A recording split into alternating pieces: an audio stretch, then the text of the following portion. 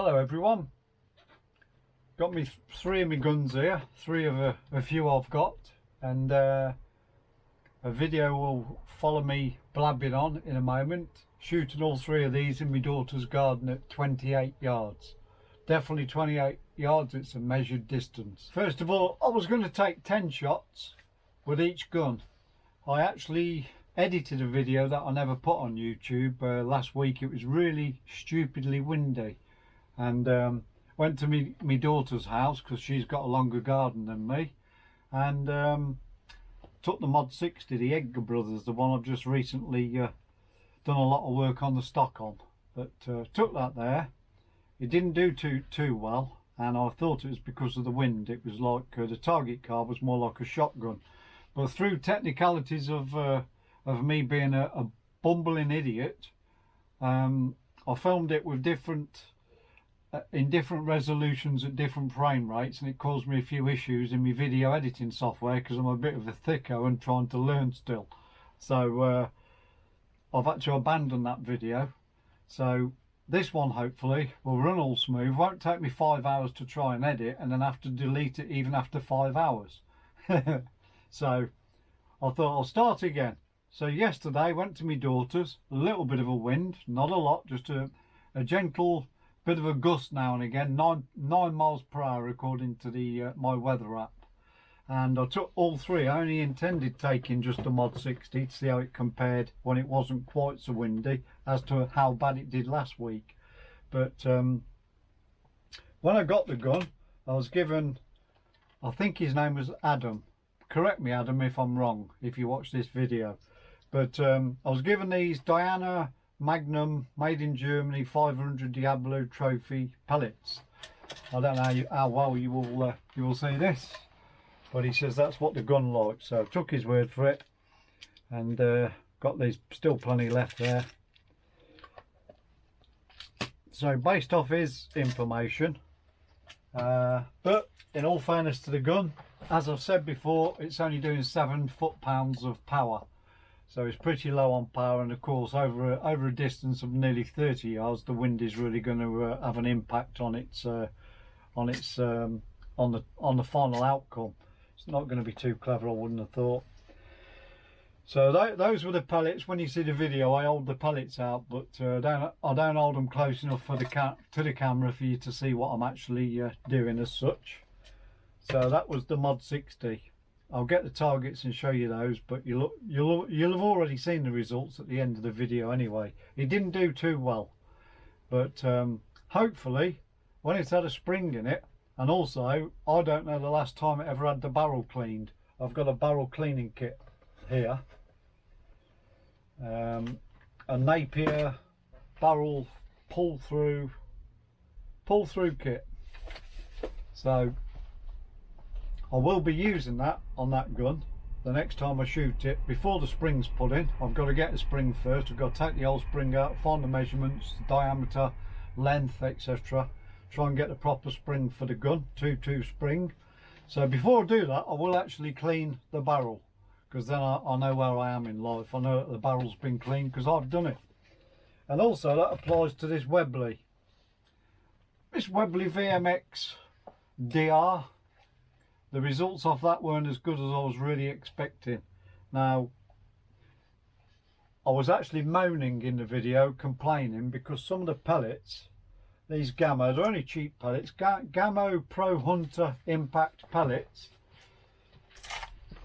Don't know how well you can see these, but the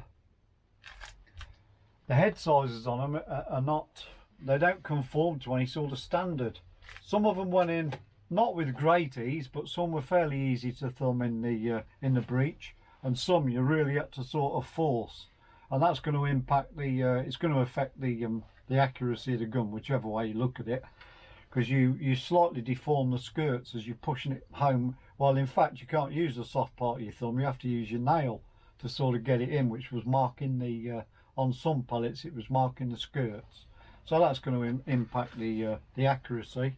And this gun's got the title for the worst trigger ever on any gun I've ever used. It's really terrible, and it's a shame really, because it's the first gun that I bought when I didn't want to go out and buy an expensive gun to start with, in case I had good fading memories of shooting, because so if I buy a new one and after a couple of months I get fed up and wish I'd never bought it, I'm going to lose even more money. So I did a bit of homework, watched a few reviews, and I got it in the black synthetic because it's hard wearing. £165 I paid for this, I believe, from Solware a couple of years ago now. It is a good gun, but I haven't given it much use. It's got an absolute terrible trigger, but somebody sent me a link to a video how to sort of take the trigger mechanism to pieces and polish various components internally to well, hopefully make it more predictable, because you never know when it's going to let off. It's a terrible trigger, and to add injury to insult, my mate in America here, Joe, Cyclops videos, he'd have a field day with this optic. It's called Richer Optic 3x9x40. I've screwed this round endlessly to try and get it clear for my because I wear glasses, and it's probably the worst. Well, it should win an award, this gun, because it's got the worst optics or telescopics I've ever used on any gun ever in my entire life. My son bought those. The trigger is the worst one I've ever used in my entire life, so I can only be thankful that I actually did hit the target, but he didn't do well. But I'll have to look back through my old videos to find out which pellets suited this gun. I have got some other Gammo pellets, but they're actually flat-headed pellets, so maybe it was those, I can't remember. I thought it was these pellets, but it didn't do too clever. Not helped by the trigger, not helped by the telescopics. Yeah, it did pretty poor, really. I expected it to do slightly better than that at 28 yards. Nevertheless, once I've got the right pellets for it, messed about with this trigger, add it to pieces. Also cleaned the barrel, because since I've had the gun brand new, I've never cleaned the barrel. That won't help, so I'll try cleaning the barrel. That may improve it a little bit.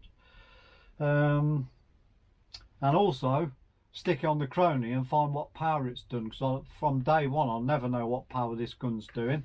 So that might be my next video, finding out how much power it is. I think it'll be somewhere near the 12 foot-pound legal limit. I shoot the HW97 first, 5 shots. I was going to do 10 with each gun, but the sky looked a dark grey colour, and when I left home it was spitting rain. So I thought I won't push my luck too much, because if I do 10 with each, that's 30 shots. So I thought I'll make it as quick as possible and do 5 shots with each gun, so which is what I did in the video. Shot this one first, HW97, then the Mod 60, then the Webley gas ram. But this gun, as you'll see from the video, the results is exactly what I was expecting. The thing's like a laser beam, I'm not exaggerating. The good old HW97, I wouldn't want to walk around with it all day. It's quite a weighty gun in comparison to this Webley. There's no comparison. You can easily pick this up and shoulder it with one hand. This thing here, it's a bit of a beast. But it's almost like a laser. It wasn't bad before I put the TBT dropping kit, the Maxi Pro dropping kit in it. It took about 400 shots after I fitted the spring before it came consistent on the Crony. And the last time I tried it with at the gun club through my mate's Crony, it was doing a steady 11.8, very consistent it was, over 10 shots. So the foot per second over 10 shots was something ridiculous, like 20 foot per second maximum, which was pretty impressive. And this is not a joke, exaggeration or a lie. I've hit targets with this gun when it's not windy at a gun club at around about 85 yards reactive target, which I've never been up to it to see exactly how big it is, but I would imagine it's just a little bit bigger than a 2p piece at 80 yards, just over 80 yards. With this gun, several times. It's really, it's my favourite spring gun that I own. But I would like to give a TX200 a try. possibly in the future. I won't buy a brand new one because I'm left-handed and they charge extra money for a left-handed stock. I don't think they do the TX200 with an ambidextrous stock, so I'll never be buying one brand new because I don't think it's right that you have to pay extra if you're left-handed, which I am. Hence the reason why I've got a Virarc. But I'm pretty sure that people who own the TX200 are going to say it's as good as this or better. Depends which side of the fence you're on. But I would like, maybe in the future I'll see if I can get a good second-hand TX200 to put in my collection, because I'm a spring man at heart, because it's what I started with so many years ago. But less rattling, I'll get on with the video. Don't know if you can see the target there in the distance, but it's at 28 yards. I'll try and zoom in. It's probably blurred, I should imagine.